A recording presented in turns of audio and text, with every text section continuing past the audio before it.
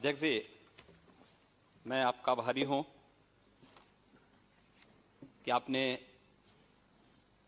वित्त विधेयक पर मुझे 2 शब्द कहने का अवसर प्रदान किया है। मैं आभारी हूं अपनी पार्टी के नेता और देश के यशस्वी प्रधानमंत्री माननीय नरेंद्र मोदी जी का, अपने संसदीय कार्य मंत्री श्री अनंत कुमार जी का कि जिन्होंने मुझे आज इस महत्वपूर्ण विषय पर बोलने का अवसर यहां पर पार्टी की ओर से दिया है।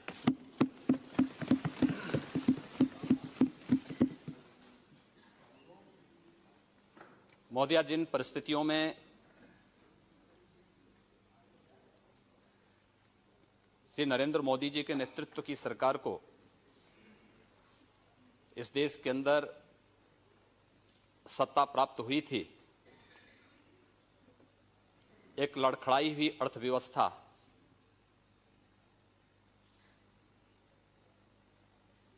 विकास दर में निरंतर हो रही गिरावट, देश में अविश्वास का माहौल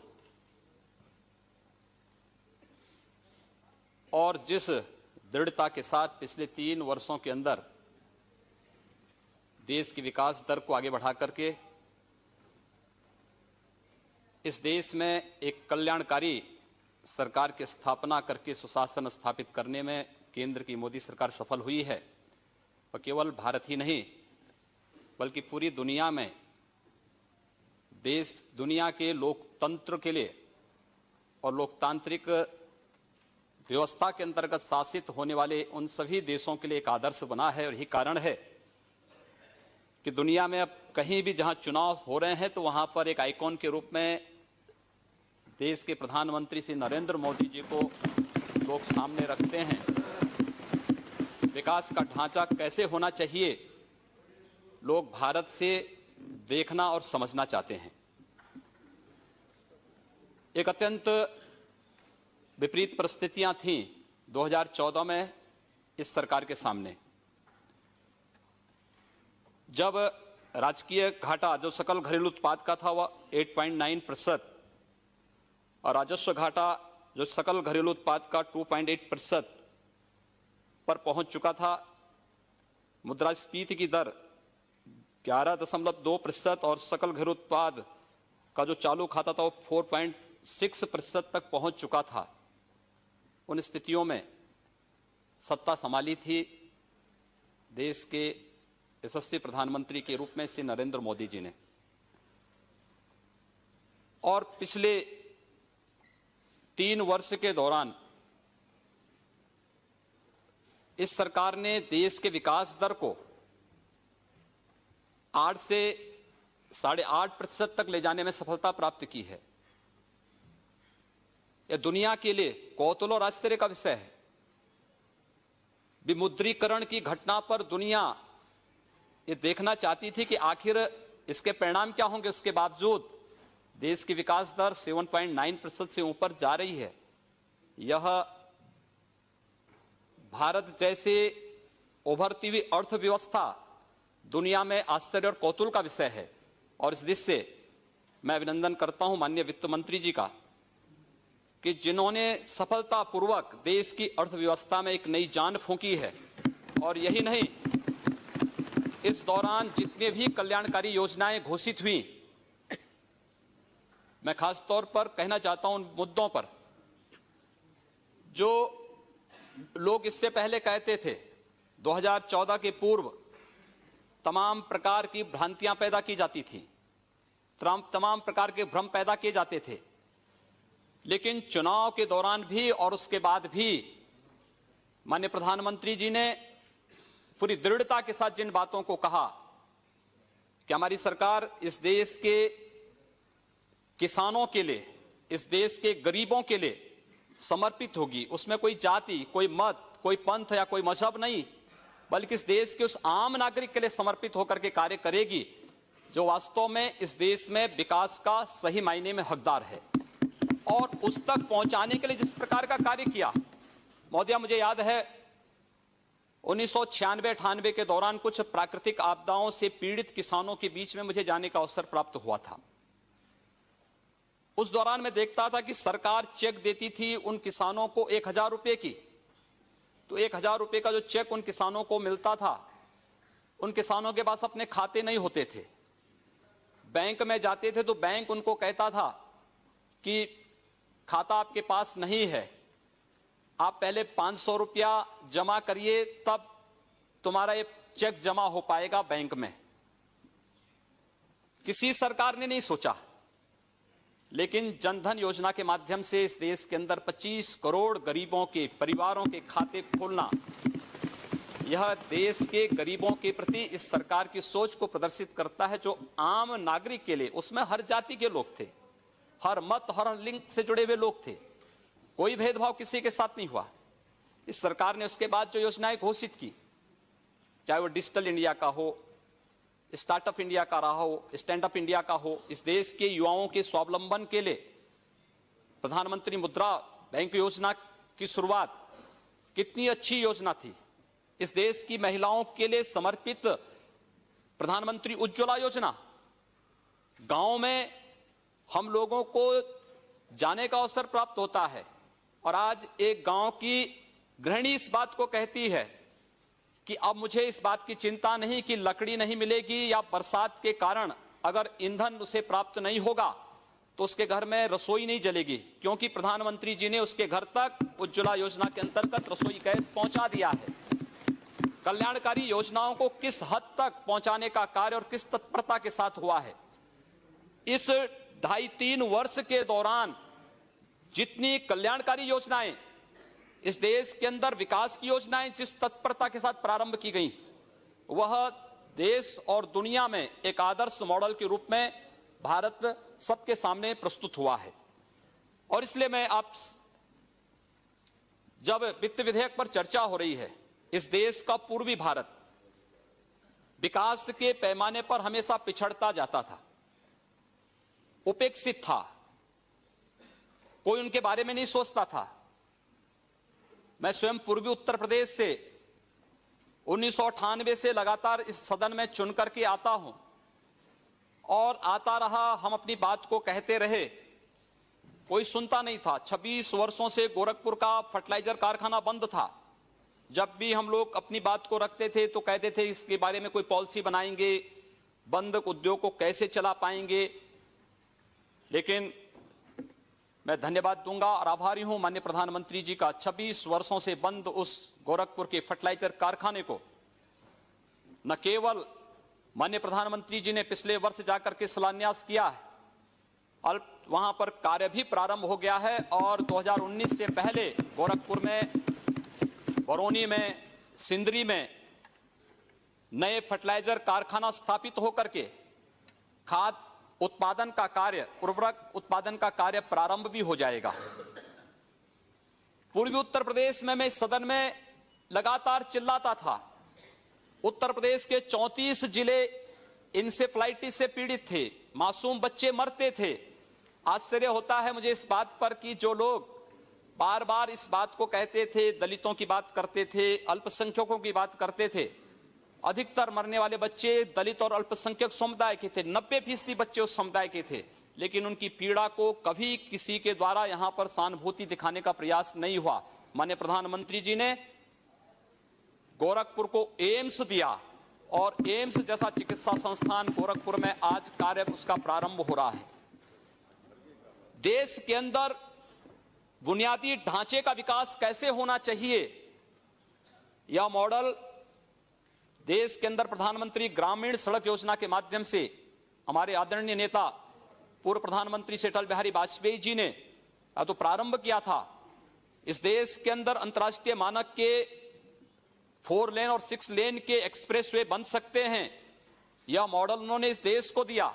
और आज जिस तेजी के साथ इस देश के अंदर कार्य प्रारंभ हुआ है, वह मुझे लगता है कि विकास का एक अद्भुत ढांचा जो भारत को दुनिया की एक महाशक्ति के रूप में स्थापित करने में महत्वपूर्ण भूमिका का निर्वाह कर सकता है। महोदय, मैं आभारी हूं कि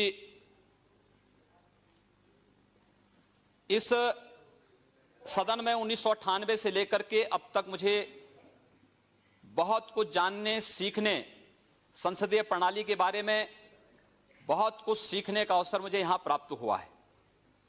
और उत्तर प्रदेश के बारे में, आज उत्तर प्रदेश का दायित्व मेरी पार्टी ने मुझे सौंपा है और मैं उत्तर प्रदेश में सेवा के लिए अपनी सेवाएं वहां प्रदान करने के लिए जा रहा हूं।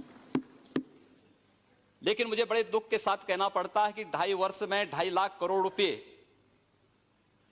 केंद्र की मोदी सरकार ने उत्तर प्रदेश को दिए, लेकिन इस दौरान मात्र 78,000 करोड़ रुपए ही उत्तर प्रदेश के अंदर व्यय हो पाए हैं, क्योंकि उनका कोई विकास का ढांचा नहीं था। और मुझे लगता है कि ये जो स्थितियां हैं उत्तर प्रदेश के अंदर, मिला जनादेश स्वतः उन लोगों को, जिन लोगों ने विकास और लोक कल्याणकारी योजनाओं पर हमेशा प्रश्न चिन्ह लगाने का प्रयास किया है, उन लोगों पर एक तमाचा भी है। उत्तर प्रदेश का जनादेश इस बात को साबित करता है। मैं केवल अनुरोध करना चाहूंगा महोदय आप सबसे कि उत्तर प्रदेश के अंदर विकास का एक नया ढांचा, सबका साथ और सबके विकास की तर्ज पर अपने नेता आदरणीय प्रधानमंत्री श्री नरेंद्र मोदी जी के मार्गदर्शन में उत्तर प्रदेश के अंदर उत्तर प्रदेश की नई सरकार स्थापित करेगी। हम हर जाति, हर वर्ग और उत्तर प्रदेश के प्रत्येक नागरिक के विकास के लिए और उत्तर प्रदेश के प्रत्येक क्षेत्र के विकास के लिए हम लोग संकल्पित होकर के कार्य करेंगे। जो धनराशि अब तक खर्च नहीं हो पाई है, किन कारणों से खर्च नहीं हो पाई है, इन पर हम लोग प्रभावी ढंग से कार्य करने के दृष्टि से आज यहां पर उपस्थित हुए हैं। मैं केवल कहना चाहूंगा मोदिया, मुझे जब मैं पहली बार इस सदन में चुन करके आया था, उस समय जब मैं मेरी उम्र उस समय मात्र 26 वर्ष की थी, मैं बहुत पतला था। जब मैं यहां आता था तो अभी भी कोई बहुत मोटे नहीं है। अभी ठीक वैसा वजन बढ़ा। उस समय गोरखपुर की स्थिति ऐसी थी कि जब मुझे यहां पर उस समय के उर्वरक और रसायन मंत्री श्री सुरजीत सिंह बरनाला जी ने जब मुझे देखा तो मैं गोरखपुर खाद कारखाने के बारे में उनसे चर्चा करने के लिए गया, तो मुझे आधा घंटा घूरते रहे, देखते रहे। उन्होंने कहा आप गोरखपुर से चुन के आए हैं? मैंने कहा जी हाँ। कहा गोरखपुर से? मैंने कहा हाँ। तीसरी बार उन्होंने फिर पूछा, कहा गोरखपुर से ही? मैंने कहा हाँ, गोरखपुर उत्तर प्रदेश से। तो मैंने कहा आप सरदार जी ऐसा क्यों पूछ रहे हैं? उन्होंने कहा इसलिए क्योंकि मैं एक बार गोरखपुर गया था एक चुनावी सभा को करने के लिए, लेकिन दोनों ओर से बम चलने लगे, मैं भाग गया, तब से मैं गोरखपुर दोबारा नहीं गया। ये छवि थी गोरखपुर की। मुझे बहुत धक्का लगा इस बात को सुनकर के कि हमारे शहर के बारे में, हमारे जिले के बारे में लोग इस प्रकार की बातें करते हैं। मैं गोरखपुर गया, मैंने गोरखपुर के सभी व्यापारिक संगठनों को, सांस्कृतिक और सामाजिक संगठनों को बिठाया। मैंने कहा भी बाहर हमारे बारे में इस प्रकार का संदेश है, हमें सामूहिक रूप से इस लड़ाई को लड़नी है। सरकार कोई भी हो वह चलती रहे, लेकिन इस समाज की समस्या है, हम इसका समाधान यहां मिल बैठ करके करें। और मोदिया, मैं विश्वास के साथ कह सकता हूं कि पिछले 15 वर्षों में उत्तर प्रदेश के बारे में आज जो बातें, जो गोरखपुर के बारे में 1998 में मुझे सुनने को मिलती थी, आज उत्तर प्रदेश के बारे में पूरे देश के अंदर उस प्रकार की चर्चाएं होती थी। लेकिन मैं कह सकता हूं कि इन 15 वर्षों में हम लोगों ने गोरखपुर में एक भी व्यापारी को गुंडा टैक्स नहीं देने दिया, एक भी व्यापारी का, किसी भी चिकित्सक का अपहरण नहीं करने दिया, कहीं हमने किसी को अराजकता नहीं फैलाने दी। 5 वर्ष में उत्तर प्रदेश के अंदर 403 दंगे हुए, हमारे पूर्वी उत्तर प्रदेश में एक भी दंगा नहीं हुआ है। और हम फिर कह सकते हैं कि अब उत्तर प्रदेश में भी इस प्रकार की स्थिति हम लोग स्थापित करने में सफल होंगे, कोई संदेह इसमें किसी को नहीं होना चाहिए। और मैं इस बात को और भी पुरजोर तरीके से इसलिए कहना चाहूंगा, लोग मेरी उम्र के बारे में कह सकते हैं, मैं आदरणीय राहुल जी से 1 वर्ष छोटा हूं। खड़गे जी, राहुल जी यहां पर सदन में नहीं हैं, मैं उनसे 1 वर्ष छोटा हूं उम्र में, और मुलायम सिंह जी की पार्टी के कोई यहां नहीं है। अखिलेश यादव से 1 वर्ष बड़ा हूं।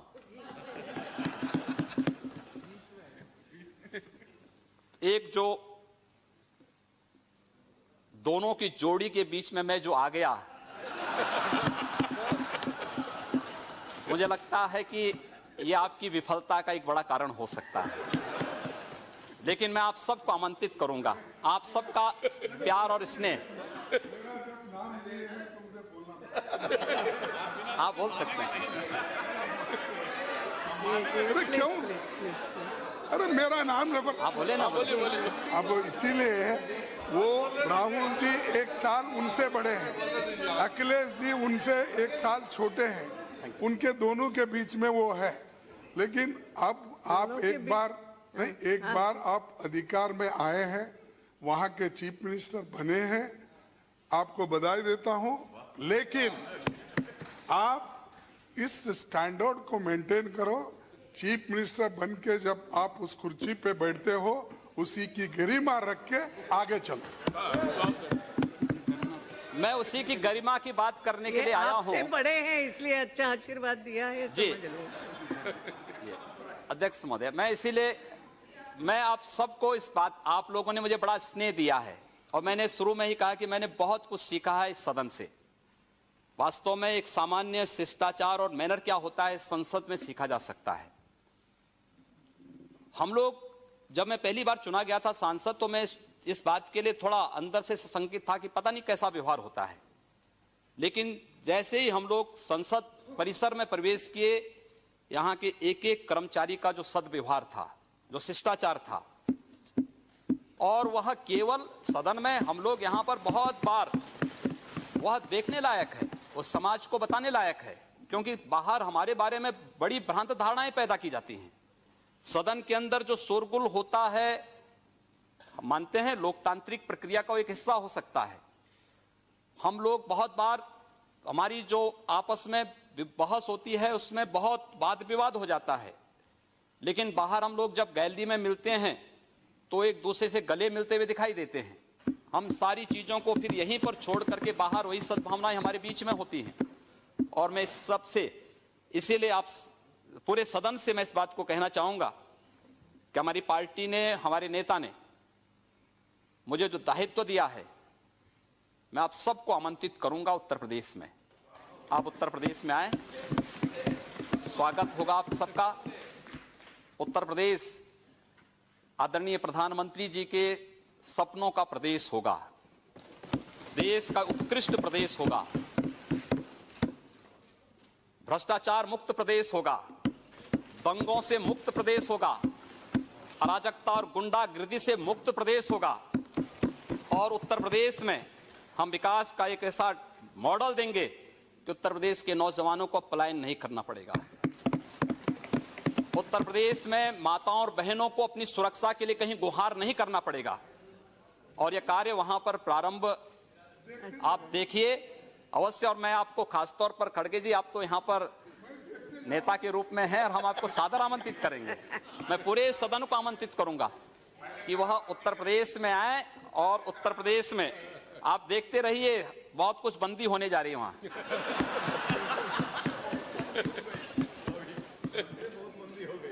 बहुत कुछ वहां पर बंद होने जा रहा है।